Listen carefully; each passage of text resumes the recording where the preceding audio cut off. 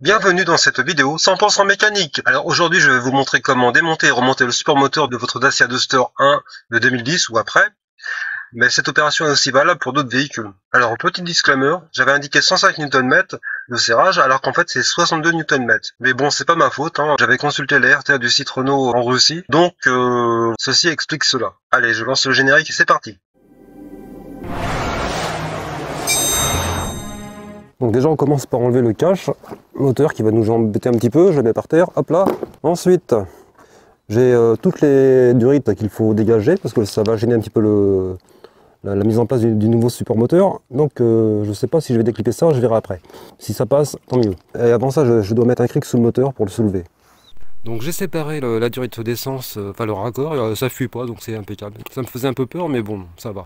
Donc il n'y a plus qu'à dévisser le support moteur.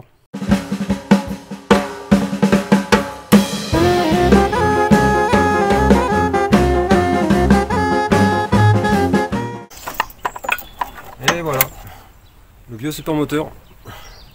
En fait il est hydraulique et ça fuyait ici. Donc là, il n'y a plus d'huile. Il fallait le changer absolument. Donc ça c'est l'ancien et ça c'est le nouveau. Celui que je vais mettre en place tout de suite. Et maintenant, on met en place le nouveau support moteur. Bon, on passe là-dedans, bon biquet. Hop là, tranquille. Voilà. Ça gêne un petit peu. Voilà, tac. Alors on met en place. Tranquille. On commence à serrer les premiers écrous sur le côté moteur. Et après on fixe le support de l'autre côté.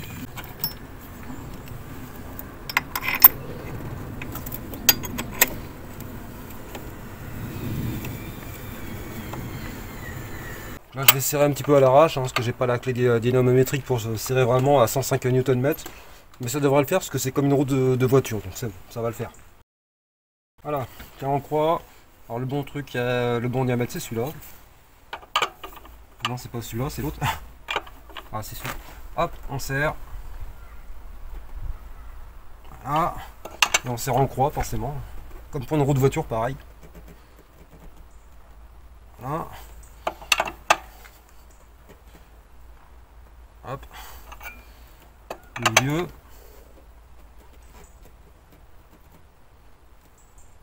Voilà. Hop. On vérifie toujours la pression à chaque écrou. Quand on insère un écrou, on fait le tour pour vérifier qu'il n'y a pas un déséquilibre. La preuve. Là, sans forcer non plus comme un malade. Comme une roue de voiture, pareil. Et c'est bon. On met à peu près en place le support. On le pousse bien et c'est parfait. Donc le premier écrou, au fond. Hop, on le met en place. On prend la petite clé qui va bien et on serre. Et on serre pas à fond parce qu'en fait si on la place mal on ne pourra plus placer les autres vis. Donc on la serre moyennement, pas à fond.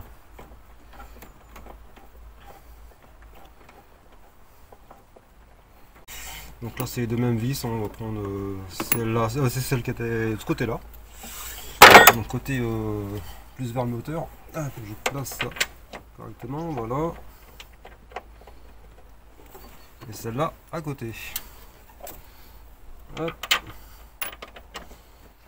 Voilà, là je vais serrer donc les écrous ici, et maintenant je serre ici, les écrous qui se trouvent juste après la gaine.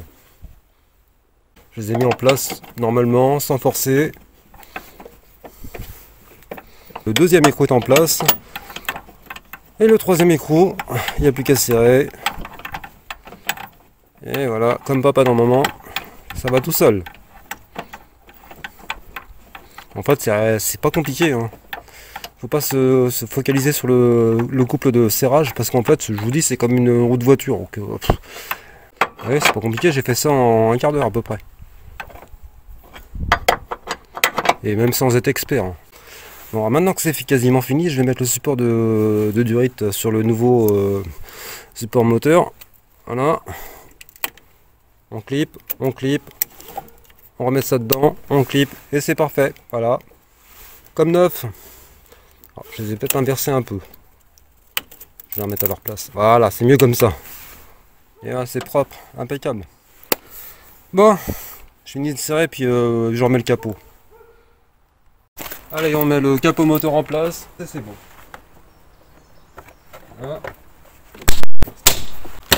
C'est bon. Fini.